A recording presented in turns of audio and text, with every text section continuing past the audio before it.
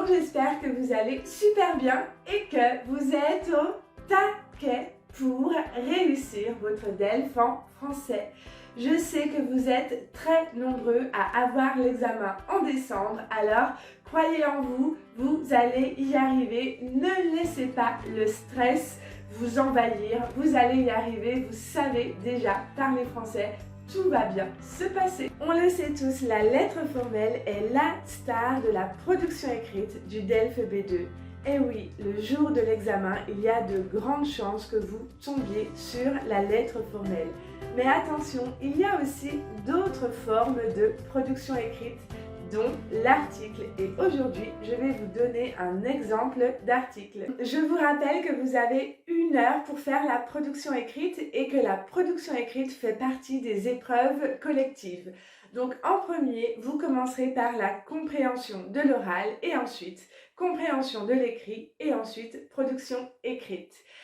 Prenez bien le temps, utilisez 1 heure, l'heure entière, c'est-à-dire que si vous avez terminé avant, si vous avez terminé 20 minutes avant par exemple, prenez ces 20 minutes pour vous relire, pour bien regarder les erreurs, est-ce que j'ai mis un S, est-ce que j'ai bien accordé les verbes, etc. D'accord? Ne partez pas avant, ça ne sert à rien. Écrire un article peut faire peur, mais attention, ne vous inquiétez pas. On sait que vous n'êtes pas des journalistes professionnels et sûrement vous n'écrivez pas d'articles dans votre langue maternelle. En tout cas, moi, je n'écris jamais d'articles. Donc ne vous inquiétez pas, on ne va pas juger votre style journalistique. Non, on va juste regarder, comme d'habitude, si vous êtes capable de comprendre le sujet, d'argumenter. Il faut aussi faire attention à la forme, à la mise en page. Donc, je vais vous montrer à quoi ressemble la forme d'un article. Donc, voici à quoi ressemble la forme d'un article. Donc, on commence avec le titre.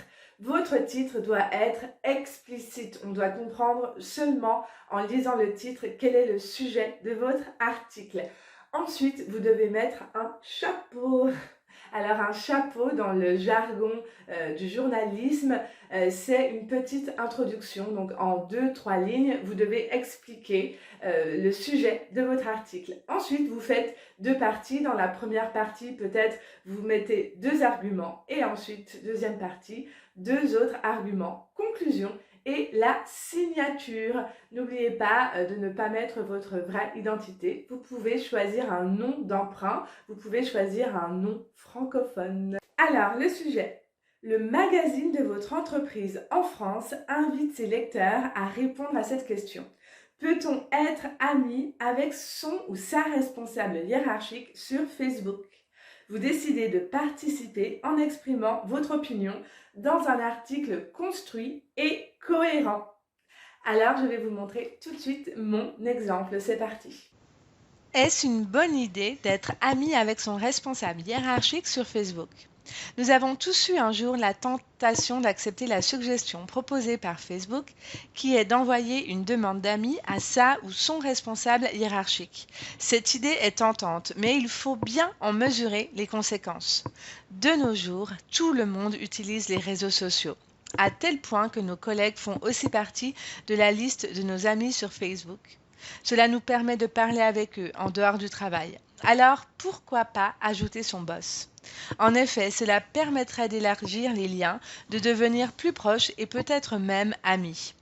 Mais est-ce réellement une bonne idée? À mon avis, non. Il faut garder ses distances et ne pas tout mélanger. Notre responsable n'a pas à savoir ce qu'on fait le week-end et vice-versa. Il est important de ne pas tout dévoiler et de mettre une frontière entre sa vie privée et sa vie professionnelle. Avec l'expansion d'Internet, nous sommes déjà ultra connectés. Notre vie professionnelle empiète de plus en plus sur notre vie privée. Une étude montre que 7 employés sur 10 consultent leurs emails professionnels en dehors de leur temps de travail. Enfin, le responsable refusera sûrement votre invitation. En effet, il n'a aucun intérêt à être ami avec vous et il n'aura certainement pas le temps de regarder vos publications. N'oubliez pas que garder un peu de mystère est le secret pour avoir une relation saine et durable au travail. Sarah Dubois. Voilà, j'espère que cette vidéo vous a aidé à mieux comprendre l'article. Je vous souhaite une très belle journée et à très vite.